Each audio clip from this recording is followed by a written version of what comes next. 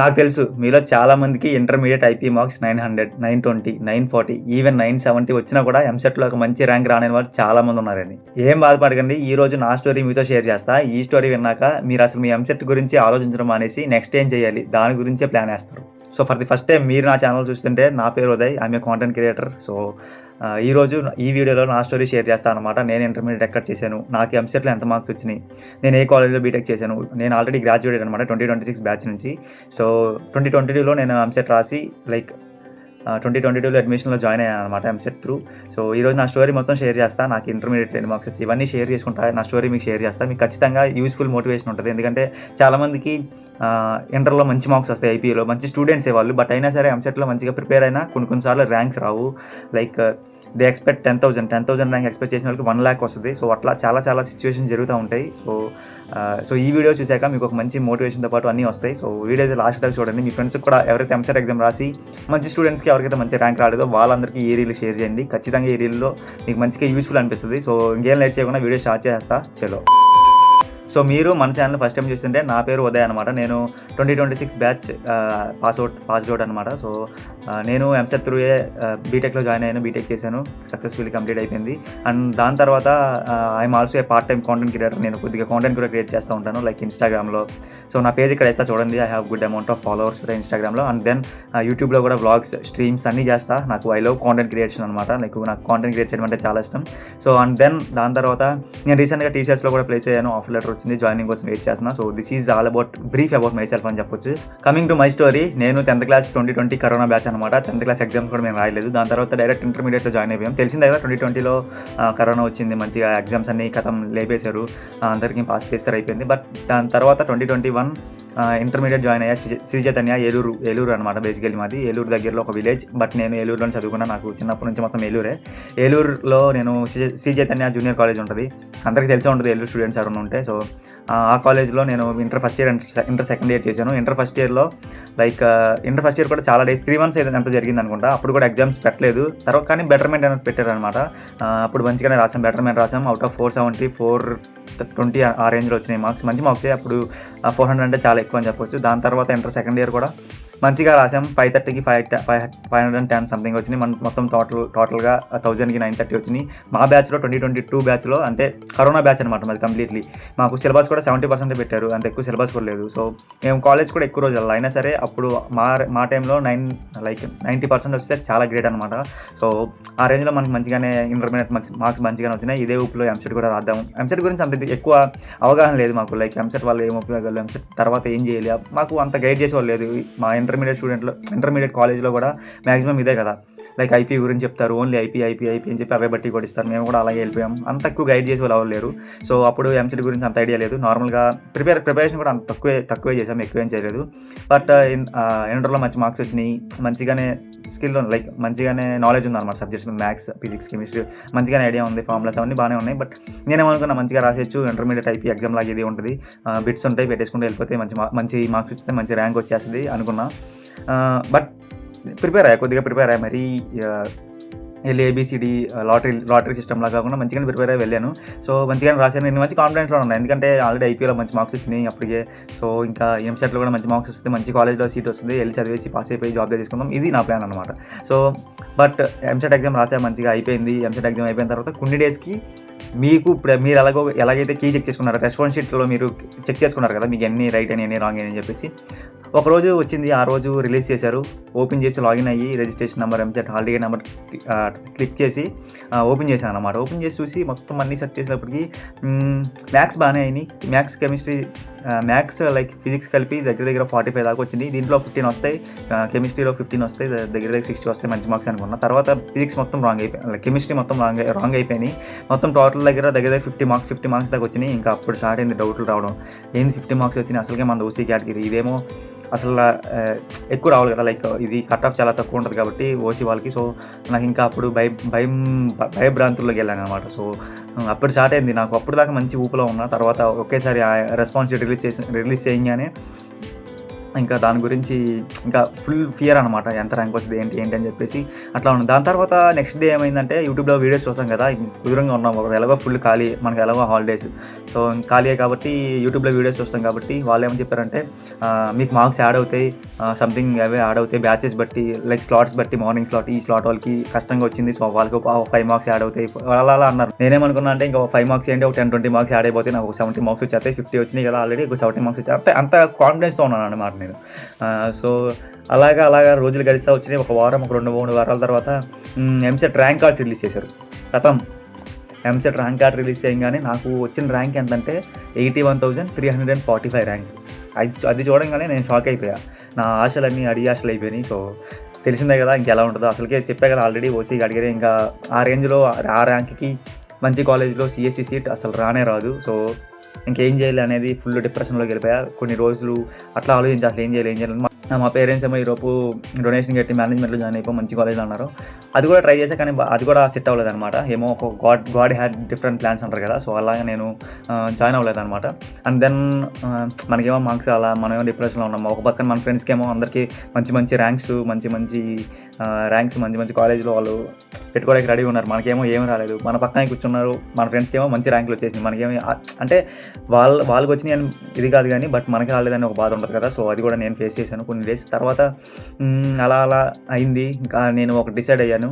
So ఇంకా దీని గురించి ఆలోచించడం అనేసి ఏ కాలేజ్ వస్తే ఆ కాలేజ్లో జాయిన్ అయిపోదాం అని చెప్పేసి ఈలోపు కౌన్సిలింగ్ కూడా స్టార్ట్ అయిపోయింది అనమాట. కౌన్సిలింగ్ స్టార్ట్ అయింది. మాకు దగ్గరలో ఒక 3 కాలేజెస్ ఉన్నాయి. నాకు తెలిసిన 3 కాలేజెస్ ఉన్నాయి. ఆ 3 కాలేజ్లో సిఎస్సి పెట్టేశాను. అంటే లైక్ ఫస్ట్ ఒక బెస్ట్ కాలేజ్, దాని తర్వాత order wise only CSE, AIDS, AIML ఇవి పెట్టాను. ఓన్లీ సిఎస్సి బ్రాంచెస్ పెట్టాను అనమాట. ఫైనల్లీ రిజల్ట్స్ కూడా వచ్చేసినాయి. లైక్ కౌన్సిలింగ్ అయిన తర్వాత కాలేజ్ అలాట్మెంట్ కూడా వచ్చేస్తుంది కదా. వచ్చేసినప్పుడు నాకు ఏలూరు కాలేజ్ ఆఫ్ ఇంజనీరింగ్లో డేటా సైన్స్లో వచ్చింది.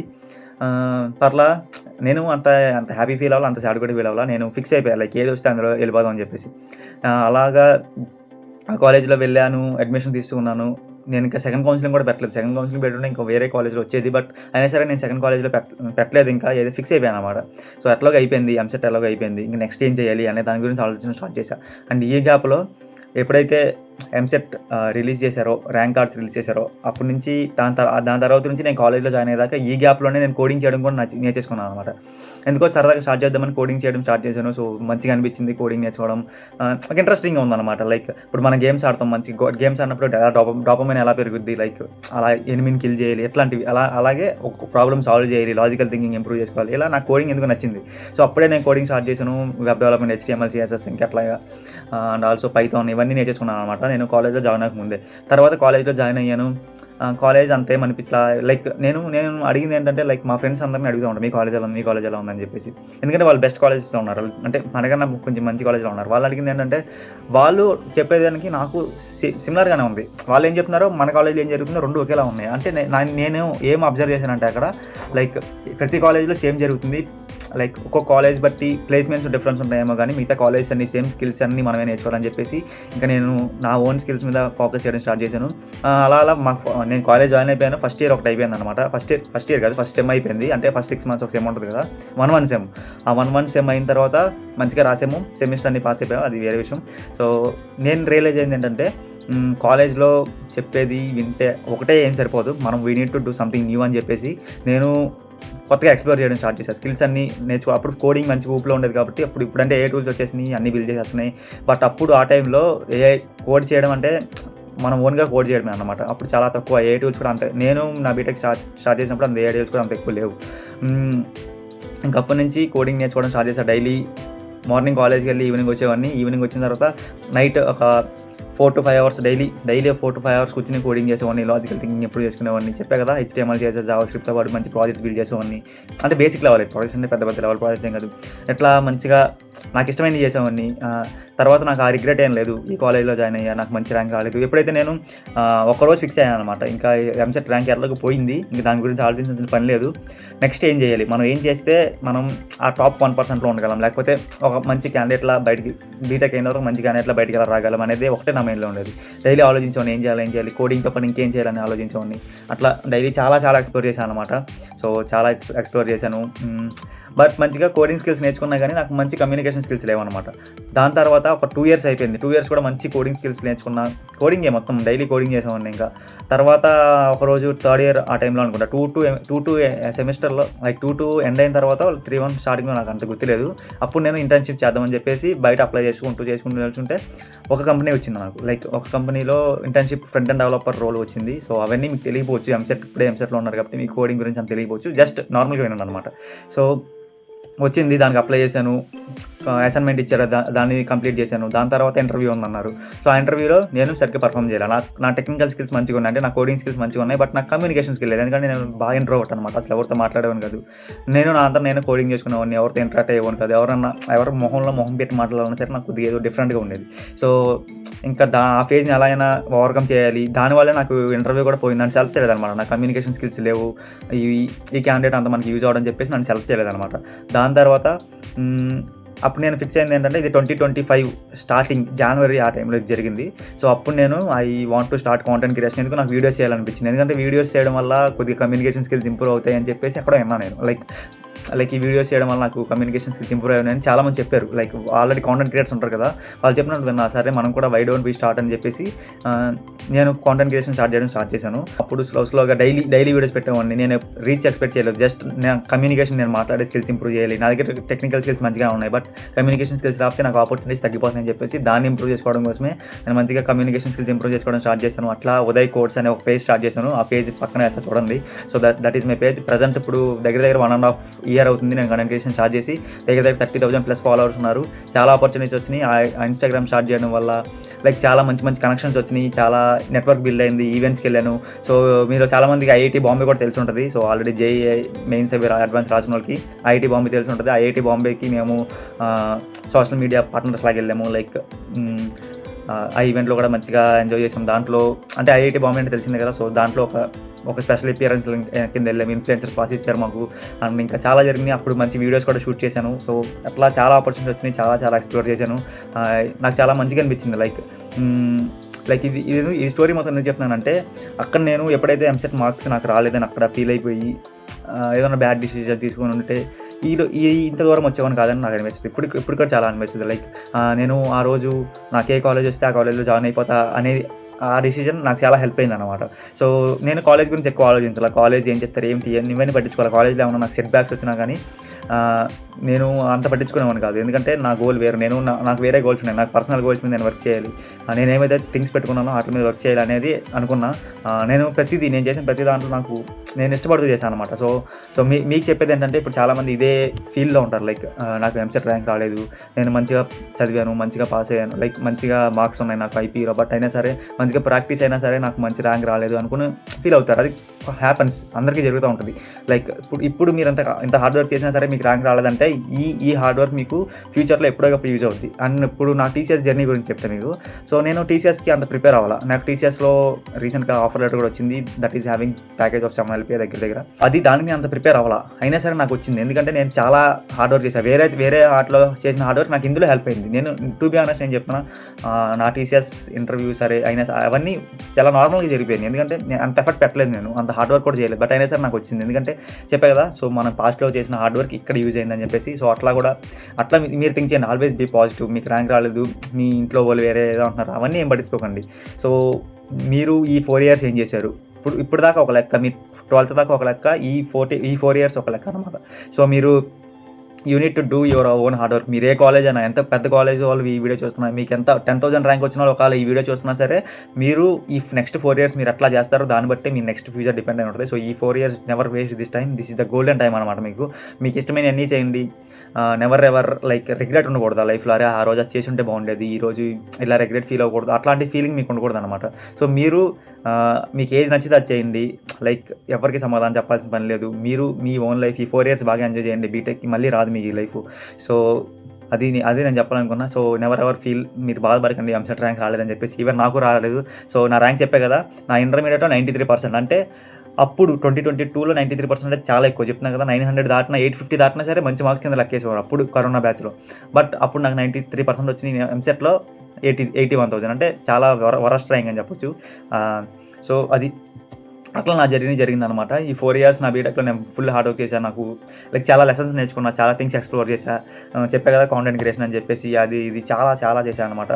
అండ్ ప్రజెంట్ ఇప్పుడు కూడా నేను లైక్ నాకు స్ట్రీమింగ్ అంటే ఇష్టం. లైక్ యూట్యూబ్‌లో స్ట్రీమ్స్ చేయడం, కిక్‌లో స్ట్రీమ్స్ చేయడం అండ్ ఆల్సో వ్లాగింగ్ చేయడం, వీడియోస్ చేయడం ఇలా చాలా ఇష్టం అనమాట. సో, అందుకే ఇవి కూడా నేను ట్రై చేస్తున్నాను. నా లైఫ్‌లో ఈ రిగ్రెట్ ఉండకూడదు నేను ట్రై చేయలేదని చెప్పేసి. సో, అందుకే ఇవి కూడా వీడియోస్ చేస్తున్నా. ఇవన్నీ చేస్తున్నా. సో, నన్ను లైక్ మీకేమైనా డౌట్స్ ఉన్నా సరే నాకు ఖచ్చితంగా నేను డిస్క్రిప్షన్‌లో మన పేజ్ లింక్ ఇస్తా. ఇన్‌స్టాగ్రామ్ పేజ్ లింక్, దాంతోపాటు కిక్ ప్లాట్‌ఫామ్ అన్నీ నా లింక్స్ అన్నీ మెన్షన్ చేస్తా. అన్నిట్లో నన్ను ఫాలో చేసుకోండి. మీకేం డౌట్స్ ఉన్నా నేను చెప్తా. మీకేమన్నా బాధలున్నా కూడా నాతో షేర్ చేసుకోండి. I'm there to motivate you guys. So, అది. సో, ఛానల్ కూడా సబ్స్క్రైబ్ చేసుకోండి. ఇది మన ఎంసెట్ స్టూడెంట్స్కి ఫర్ ది ఫస్ట్ వీడియో అనమాట, ఎంసెట్ రిలేటెడ్ వీడియోస్లో.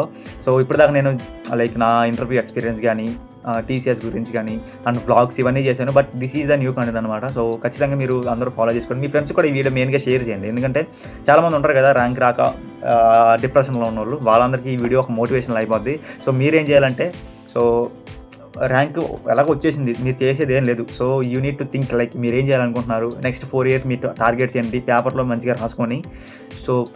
రాసుకొని వాటి మీద వర్క్ చేయండి. ఓకే, ఏ కాలేజ్ అనేది మ్యాటర్ కాదు. కాలేజ్ ఎక్కడ హెల్ప్ అవుద్ది అంటే మన కాలేజ్ ఒకే ఒక చోట హెల్ప్ అవుద్ది, అది ప్లేస్మెంట్స్ కొన్ని కాలేజ్లో ఎక్కువ ఆపర్చునిటీస్ ఉంటాయి అనమాట. లైక్ సర్వీస్ బేస్డ్ కంపెనీస్ ఇవన్నీ ఎక్కువ వస్తాయి. బట్ ప్రజెంట్ అంత మార్కెట్ బాగాలేదు. సో, అయినా సరే మీకు ఒకవేళ ఎక్కువ ర్యాంక్ వచ్చినా సరే మీకు ర్యాంక్ లైక్ మంచి కాలేజ్ రాదని ఫీల్ అవ్వకండి. సో, ఈ మేనేజ్మెంట్ ఇవన్నీ వేస్ట్ అనే చెప్తాను నా దృష్టిలో. ఎందుకంటే నా ఒపీనియన్ ఇది, మళ్ళీ మీ ఇష్టం అనమాట.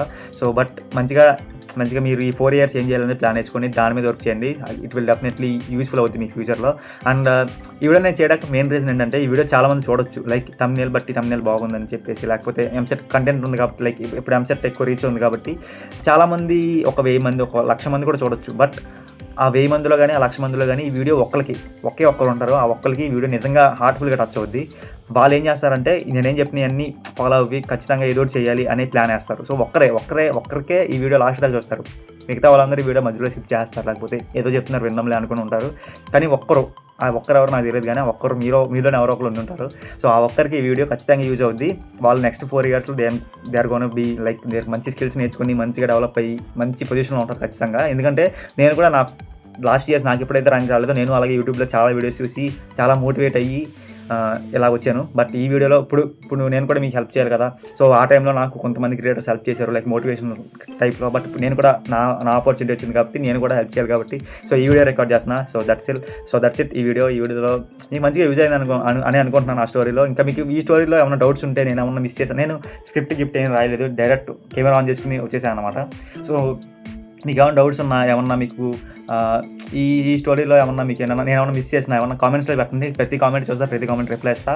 సో, అండ్ నా లింక్స్ అన్నీ నేను ఆల్రెడీ డిస్క్రిప్షన్లో పెట్టా, అన్నిట్లో నన్ను చెక్ చేయండి. So that's it guys. ఈ వీడియో మీకు మంచిగా యూజ్ అయిందని అనుకుంటున్నా. సో, మీ ఫ్రెండ్స్ అందరికీ షేర్ చేయండి.